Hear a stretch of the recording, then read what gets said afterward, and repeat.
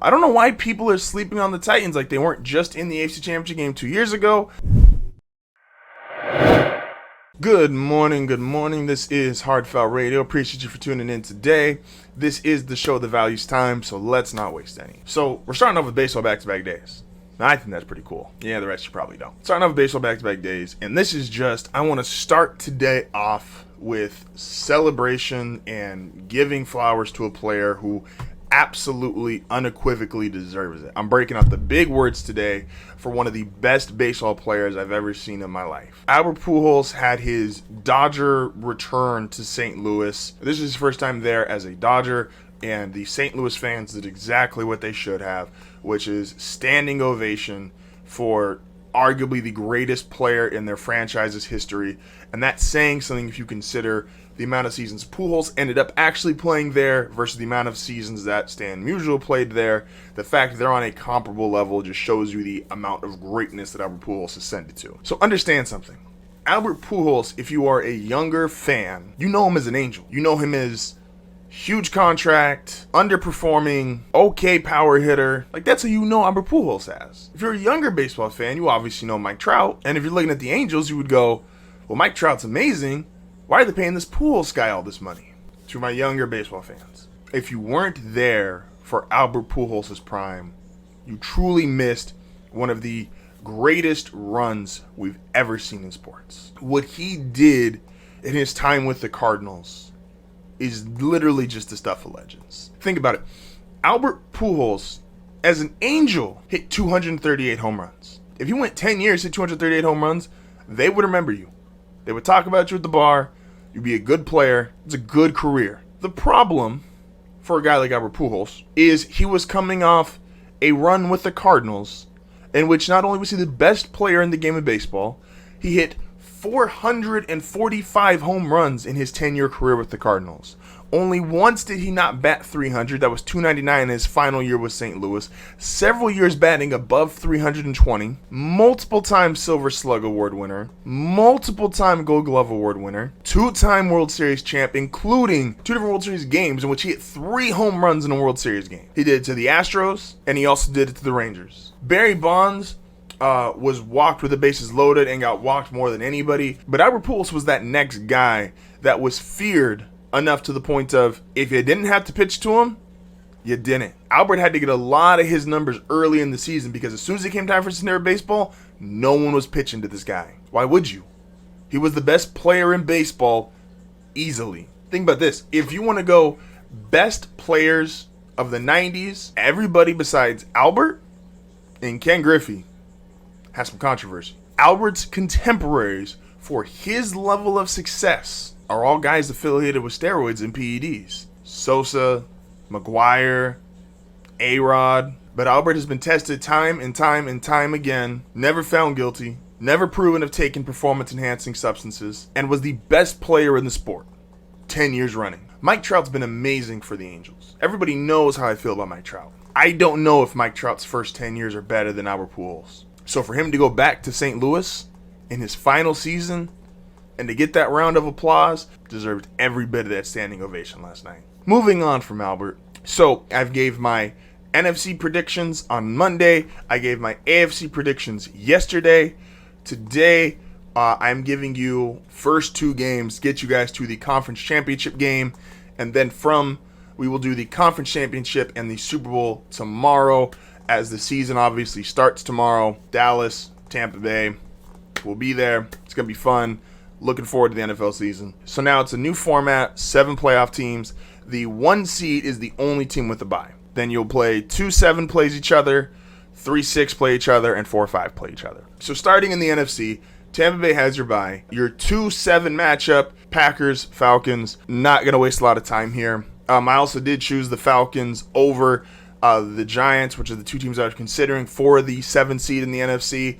I trust Matt Ryan more than I trust Daniel Jones, so the Falcons officially have that spot for me. Packers would kill the Falcons. This isn't much of a game. This isn't much of a conversation. I think the Falcons could get to the playoffs. I don't think they have a chance to win a game. So Packers over the Falcons pretty easily. Your 3-6 matchup, This one's interesting. This is going to be Rams 49ers. Now, I think this game is a lot closer than what people would expect. Playing a division team, a division rival, 3 times in a season, and I think the Rams can beat the Niners both times they play them this year.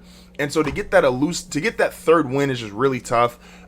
This is the kind of game I could see going 24-21. The Rams just barely squeaking it out, but I would give them the edge over the Niners. Like I said, I believe this will be the Jimmy Garoppolo-led Niners. If you remember, I compared them to the Chiefs. Alex Smith did not have great playoff success. He could always get them there, but there's a reason why they moved on from him going to Mahomes.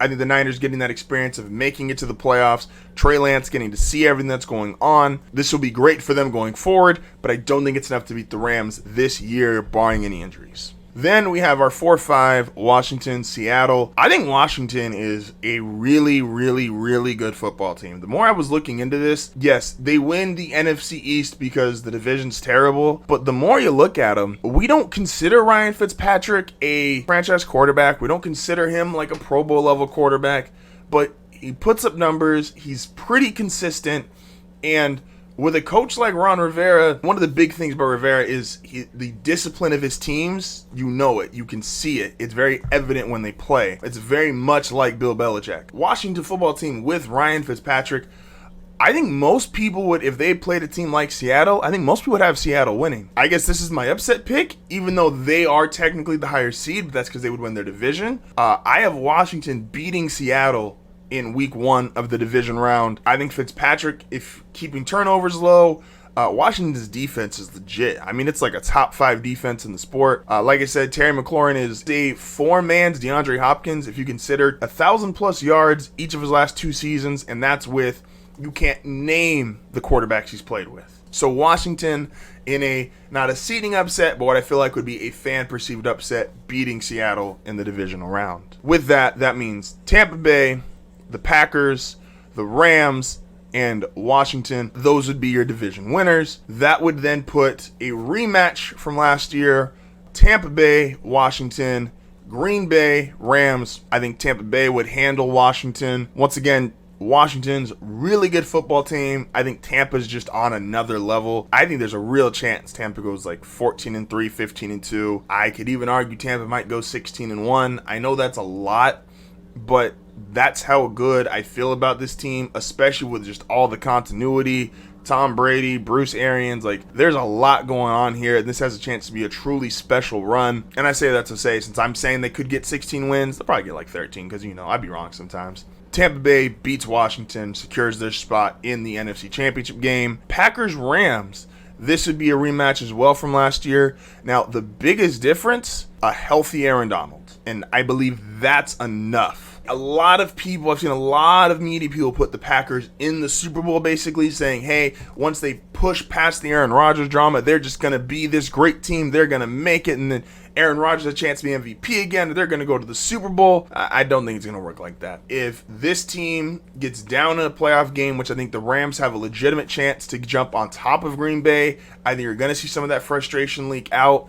Not just from the other players, but from Aaron himself. And I have the Rams with a healthy Aaron Donald and Matt Stafford, who, once again, not only is Aaron Donald in this game, Matt Stafford's there over Jared Goff. I think that is enough of a difference maker to put them over Green Bay this year in their rematch. So Tampa Bay, LA Rams, that is your NFC Championship game. Moving on to the AFC side of things. So Kansas City is your 1 seed. They get a bye. 2-7 matchup is the Bills and my Broncos. Titans, Patriots would be your 3-5. And the Ravens, Browns would be your 4-5. So let's start the 2-7 Bills, Broncos. The Bills probably win, but I don't want to be here, so it's okay. I'm just not going to stay on this game. So yeah, Bills advance. Cool. Then we have the Titans, Patriots. This is going to be a coaching game. This is going to be a running game. This is going to be a defensive game. I give the Titans the edge because in this kind of a game, Derrick Henry, who's probably the best overall player on either roster to begin with, this is going to be a 17-14 slug it out. One big run that Derrick Henry can break off being the big difference in the game. Belichick's the better coach. New England might even have this better defense, but the way I feel like the flow of this game, Vrabel is obviously not a bad head coach, He's just not Belichick. And Derrick Henry, these are the kind of games he lives for. He played a bunch of these at Alabama. This is just more Tennessee style that they've had the last several years. Whereas New England, they've had a running game, but this has never been a hard-nosed, run-it-down-your-face kind of team. I have the Titans beating the Patriots. The Ravens and Browns, I have the Ravens winning this game, but the Browns would be that team that would go much farther if they just didn't have to play the Ravens. I think the Ravens are a really bad matchup for them. I think the Ravens have, if they played anybody else, I think I would have the Browns beating the Titans, the Patriots. I think I would even have the Browns beating the Bills. And I think the Browns could give Kansas City a really good game. I just don't think they can beat the Ravens. Then now that sets up Kansas City, Baltimore, and the Buffalo Bills and the Tennessee Titans. And Tony has said this a bunch the last 2 years. The Ravens just don't match up well with the Chiefs. This is just one of those things. The Ravens want to be, at their core, a power team. They don't necessarily need to win ugly, but they want to win ball control, dominate the clock, be physical on defense, and you just can't do a lot of that with Kansas City. They're just too fast, too many weapons. Mahomes is just that good. This is just a matchup problem, and the Ravens just don't match up well with the Chiefs. So the Kansas City will advance to the NFC Championship game. And the Bills and Titans, I really want to pick Tennessee. I think Tennessee can do a lot to Buffalo. Derrick Henry is just a monster. I'm going to tentatively pick the Bills. I think the Bills should win this game. But if the Bills aren't up by at least 10 points at half, and we can come back to this video come this time in the playoffs, come back to here in January. If the Bills don't have at least a 10-point lead on Tennessee going into the second half, Tennessee wins this game. You know what, man? I'm going to go on a ledge. I had the Bills winning this. I wrote down in my notes the Bills win this game. I'm changing my mind. Tennessee beats the Bills. I think Derrick Henry is a matchup problem for this team. I don't know why people are sleeping on the Titans like they weren't just in the AFC Championship game 2 years ago.